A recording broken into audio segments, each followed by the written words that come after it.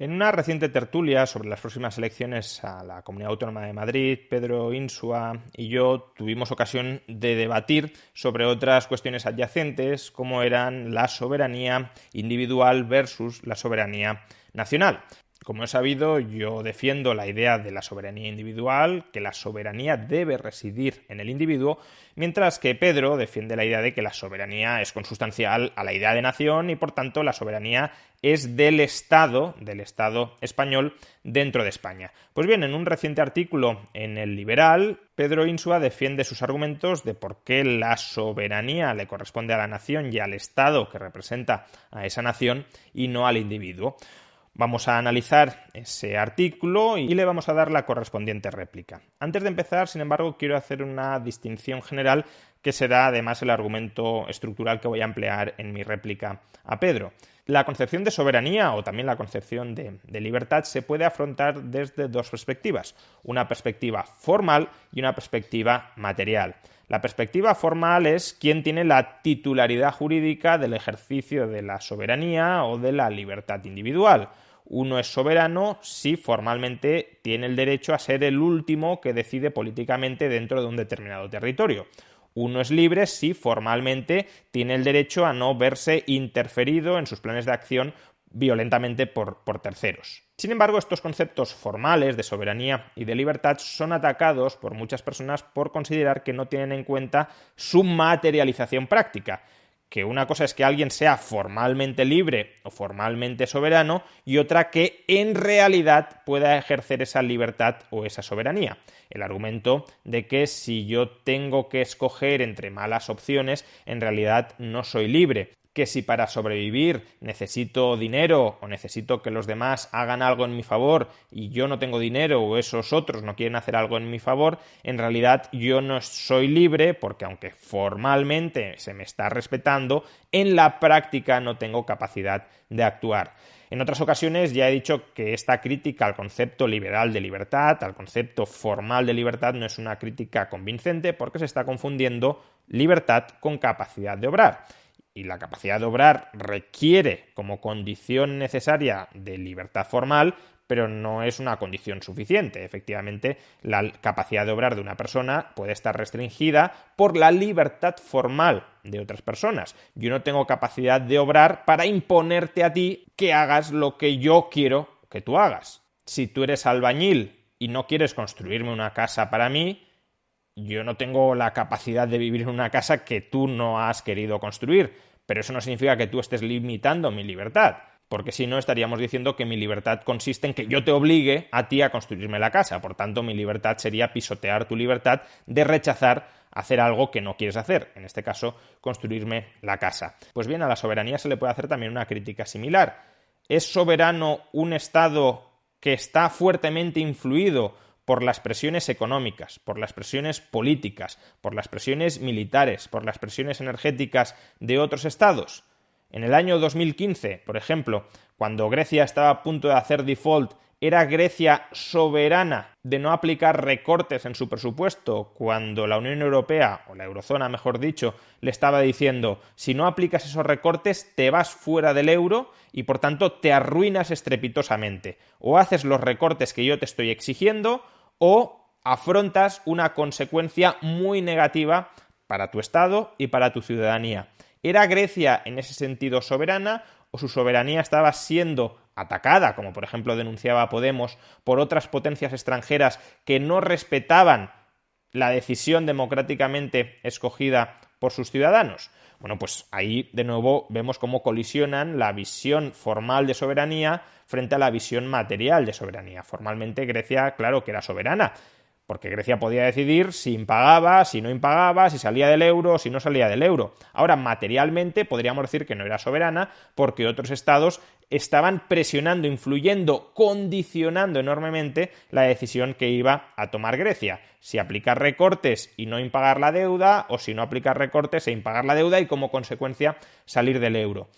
Personalmente, claro que defiendo la idea de que Grecia en ese caso era soberana. ¿Por qué? Pues porque Alemania era igualmente soberana para decirle yo no te voy a rescatar, o haces los recortes o yo no te rescato, y si yo no te rescato no tienes capacidad económica para mantenerte dentro del euro y por tanto tendrás que salir. Si Tu soberanía consiste en que yo tenga que plegarme a tus deseos, tu soberanía consiste en que Alemania, el pueblo alemán, no sea soberano para rechazar tus peticiones. Pues bien, creo que esta distinción entre libertad formal y libertad material, o soberanía formal y soberanía material, es crucial para entender el debate en el que estamos inmersos Pedro Insua y un servidor. Básicamente porque en la tertulia a la que hacía referencia al principio de este vídeo, yo critiqué el concepto de soberanía que estaba exponiendo Pedro desde un punto de vista material, porque pensaba que Pedro estaba defendiendo una visión material de la soberanía.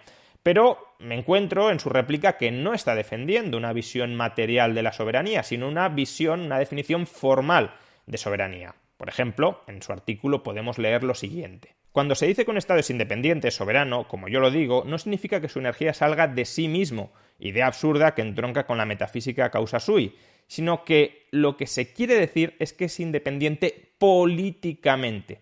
O sea, que toma las decisiones acerca de la administración del Estado, gobernantes, gobernados, sin que ningún otro poder político, en el ámbito de su jurisdicción, lo determine. Esto es, que no hay otra instancia ni superior, ni inferior, ni igual que meta las narices en dicho ámbito, limitación por una frontera, sin el consentimiento de ese Estado.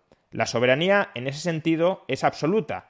En este primer párrafo no queda del todo claro si Pedro está empleando una definición formal o material de soberanía, porque aunque dice que la soberanía no es que toda la energía o toda la capacidad de acción del Estado proceda de sí mismo, porque evidentemente el Estado está condicionado, es interdependiente a las actuaciones de otros Estados, sí dice al final que soberanía es que nadie meta las narices en las decisiones que tú tomas. Pero claro, si otros estados meten las narices, entonces tú no eres soberano, pero creo que en el siguiente párrafo sí se aclara que efectivamente Pedro está pensando en una visión formal de soberanía. Plantear como objeción para poner en cuestión ese carácter absoluto de la soberanía que depende energéticamente de otros, o económicamente, o que lo hace militarmente, monetariamente, etc., no niega esa independencia política. De la misma manera que la realidad de una especie biológica no se niega por la constatación ecológica de que depende de otras y del medio entorno en general para su subsistencia.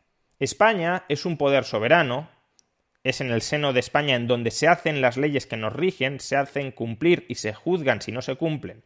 Por supuesto que otras potencias políticas influyen en la trayectoria de la acción soberana de España, con la firma de tratados o sin ellos, acuerdos comerciales, embajadas, etc.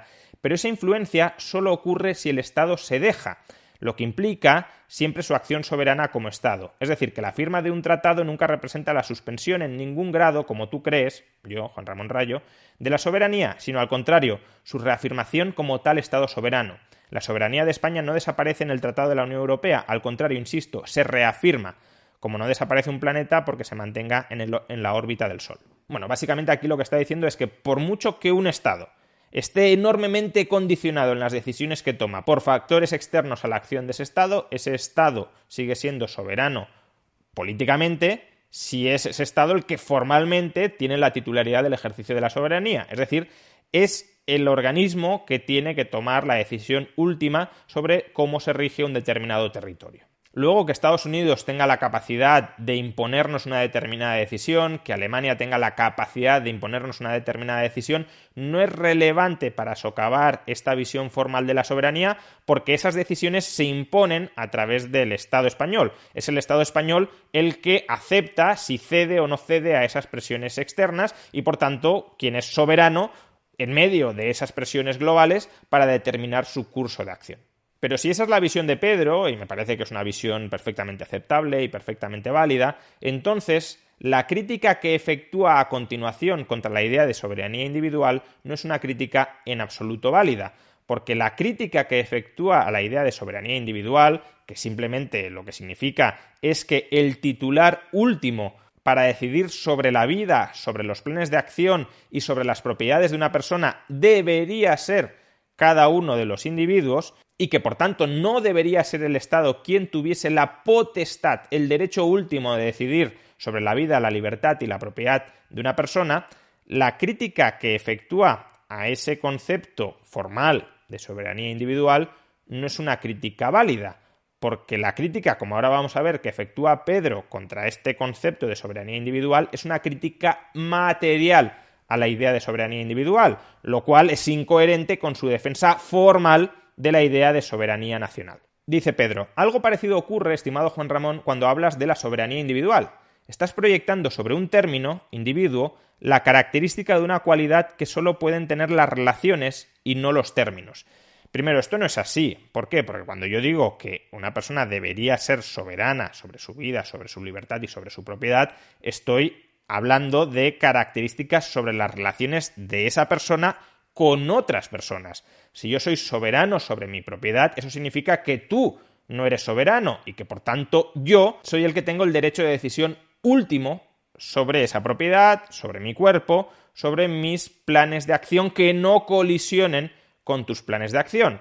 Evidentemente, cuando el ejercicio de mi soberanía individual colisione con el ejercicio de tu soberanía individual, habrá un conflicto que deberemos resolver cómo, a través de principios jurídicos, cómo se resuelven los choques de soberanías estatales entre distintos estados. Por tanto, la idea de soberanía individual, insisto, no es la idea de Robinson Crusoe aislado en su isla. No, evidentemente ahí ni tiene sentido hablar ni de libertad, ni de soberanía, ni de nada. La idea de soberanía individual es un principio rector sobre cómo debería estructurarse la sociedad, y debería estructurarse de tal manera que el derecho último a decidir sobre uno mismo no sea del Estado, sino que sea de cada uno de esos unos mismos. Es decir, que cada cual decida sobre sí y no haya otros que decidan sobre ti. Y continúa Pedro, soberanía es un concepto que implica necesariamente una relación gobernantes-gobernados.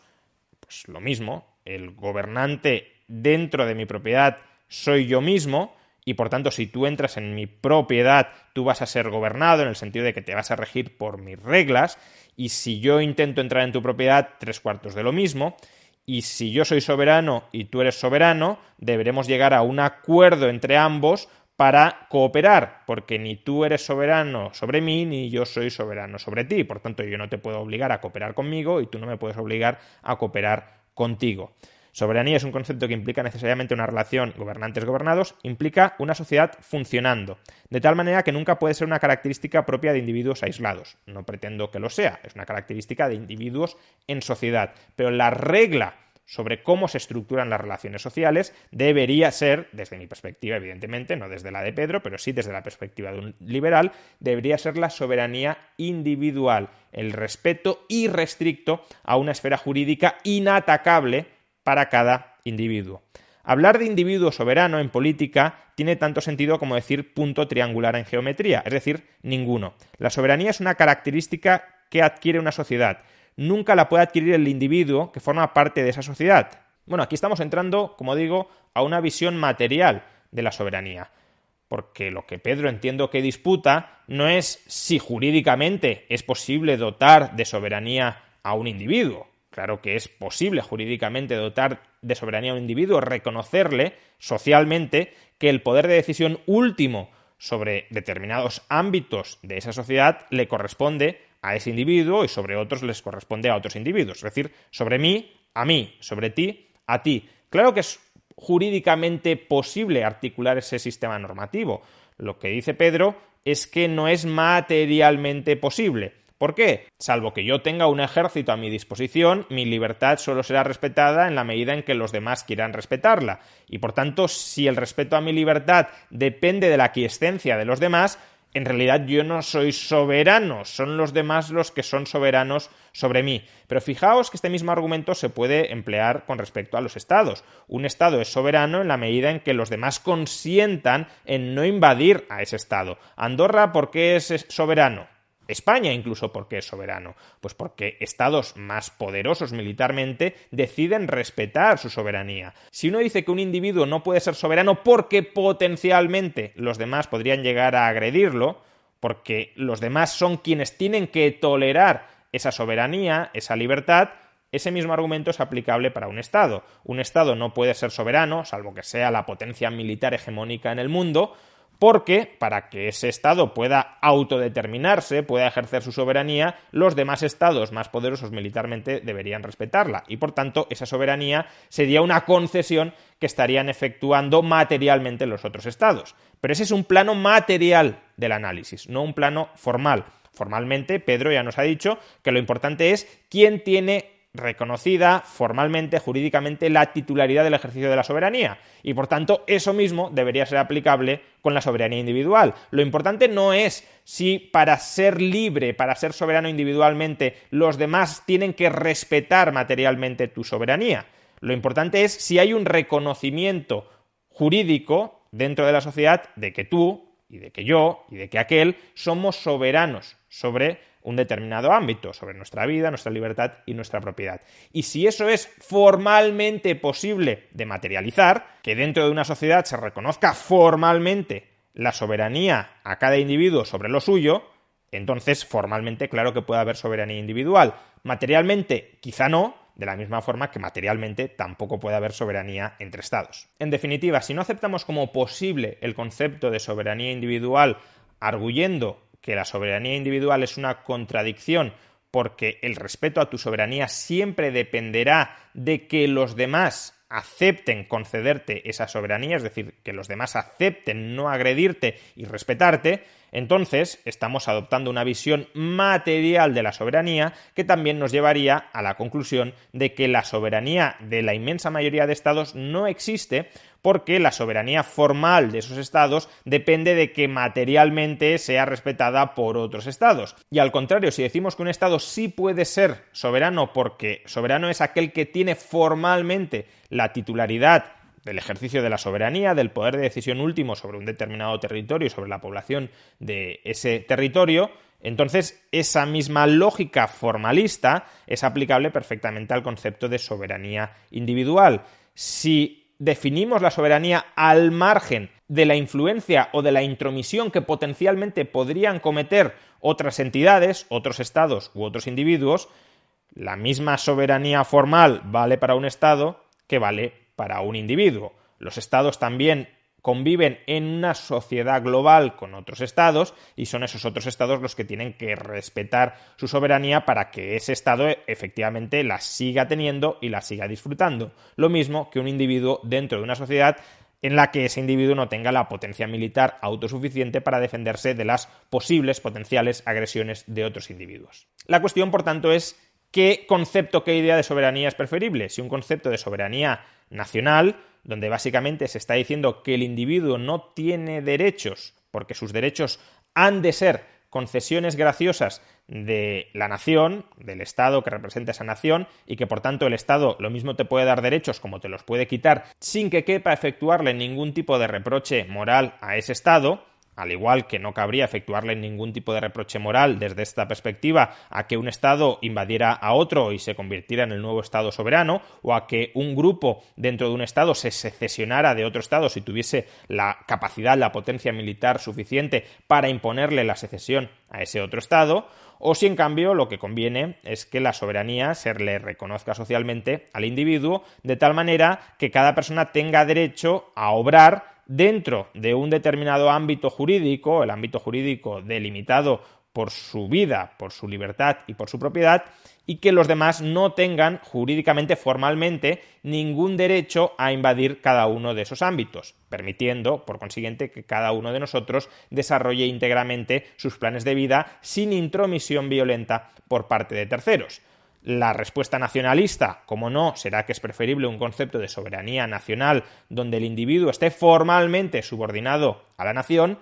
La respuesta liberal claramente será la segunda, que el concepto bueno de soberanía es un concepto de soberanía individual donde se le reconozca a cada persona una esfera de derechos que sea inatacable por otros individuos y también por esa nación.